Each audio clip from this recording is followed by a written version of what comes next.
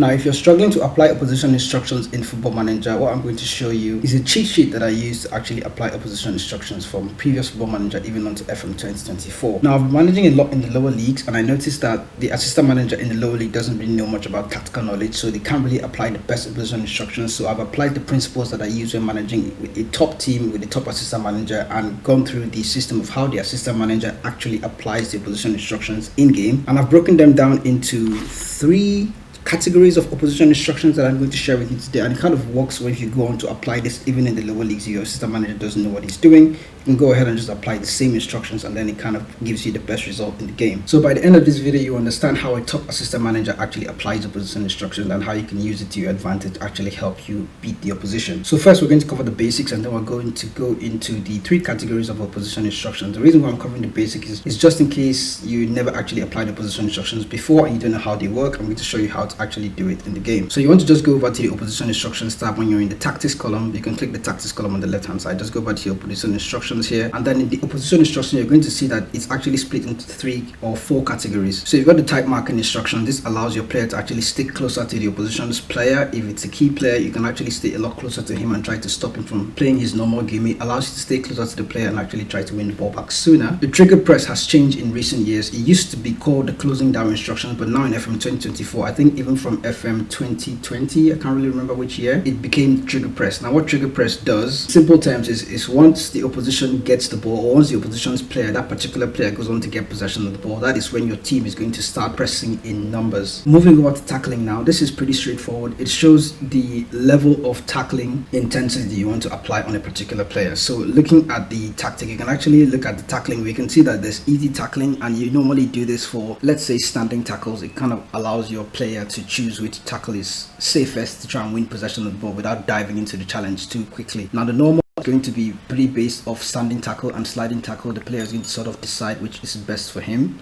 And then the hard tackle, of course, is going to be going to ground, getting stuck in, and actually trying to win the ball in an aggressive manner. We'll see why this is important much later in the video. Show on to weaker foot is one of the ones that I feel was confusing for me at first. On the surface, this tends to look like you're leaning the opposition's player towards their weaker foot, or that's either their left or their right foot. So if they're a right-footed player, you're leaning them towards their left foot and then forcing them to go into the foot that they can't really use very well. Tactically, it plays a whole different role in how your team decides to defend the opposition. But for now, let's just call it showing the player to their weaker side or their weaker foot. So now we're going to get into the 3 categories of opposition instructions the way I like to apply it on Football Manager 2024, and you can actually apply this to any Football Manager game, really, even down to FM 2017. I've noticed the way it works. So the 3 categories are tactical based opposition instructions, the second is player based opposition instructions, and then the third category is the stats based opposition instructions. So we're going to start with the tactical based opposition instructions. What this does is you're going to look at Leeds United. Now I have this El Loco 4-4 or 4-1-4-1 system that I built for Marcelo Bielsa and Leeds United in FM 24. You can check the video in the link in the description so you can find that video and actually watch it. It's quite a good tactic as well. Now with the way Leeds United like to play, we like to press high up the pitch and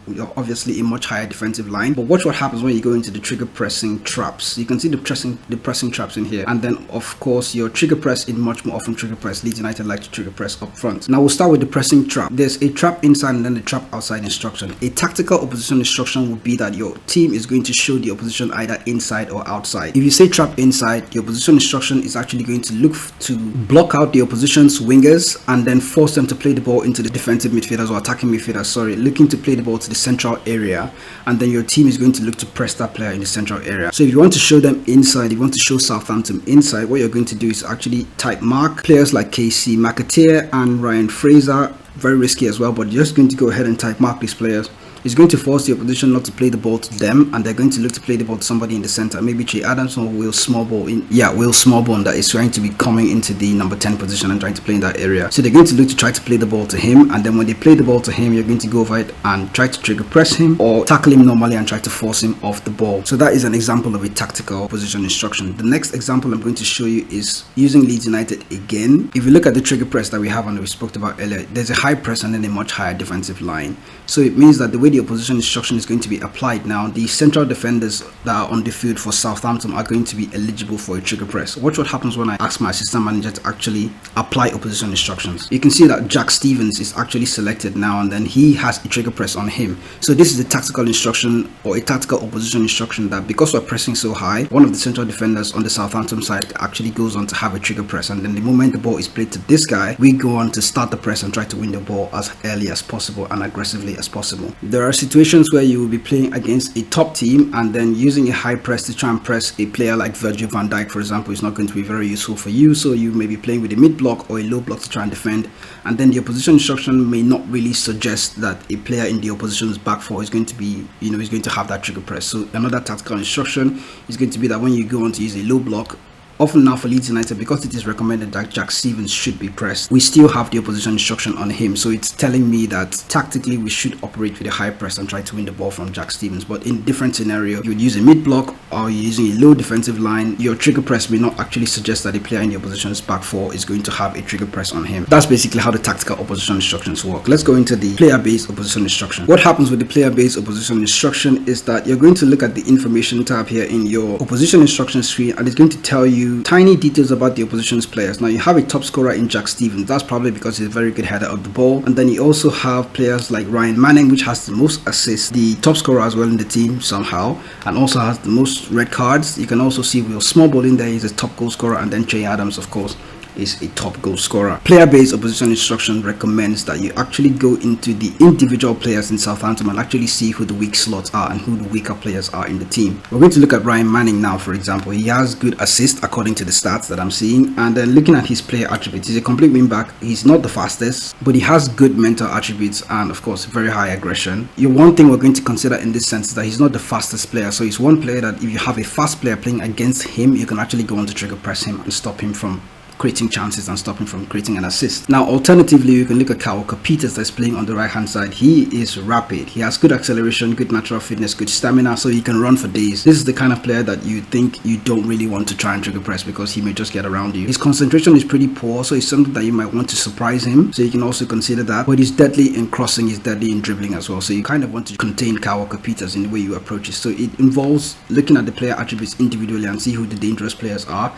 and try to mark them out. Will Smallbone, for example, is a good passer of the ball and he has good vision as well, so I recommend that you go on to type mark players that have good passing. I also don't recommend type marking the striker, as this kind of forces your opposition to drift around and draw out your central defenders, creating space for another player to get in there. So as risky as it is, I don't recommend you type marking your opposition striker. Just kind of let him be and then keep somebody that can just keep an eye on him, not exactly mark him tightly. We did take a sneak peek at the last one before, which is the stats-based opposition instructions. Now looking at the info tab, you can see who the top performers are in the team, but in case you don't really know who the top performers are, you can actually go into the data hub and then look at the next opposition, and then you can see the next opposition's performance and then see who their top players are. If this stats page looks too shabby for you, you can use the summary tab. It kind of tells you everything. It's called overview. Just go into the summary tab and then you can see the key findings on Southampton. You can see that their top defender is Jack Stevens. Like we figured out, we need to trigger press him, and you can see the creative defenders. We kind of had an idea from that, looking at Ryan Manning, that he is one player that can actually create chances. You can go into this page and try to figure out who the top performers are. You can see the assists and then key passes for this guy. It's just telling us that Ryan Manning is one player you're going to type mark. Keep an eye on him, make sure somebody is pressing him as hard as possible so he doesn't go on to create chances. Remember that you still have to adjust your tactic, kind of fit that press. So in case you're marking Manning and somebody else is being taken out trying to take care of Ryan Manning, somebody else has to cover for the other player, or the team can go on to press as a unit and try to stop him from playing possession of the ball or creating chances. From what I gather, we can see that there is no standard performer in attack for Southampton. So Che Adams, as much as he is very, very good and we need to keep an eye on him, it's not somebody that we're going to want to type mark. So just try and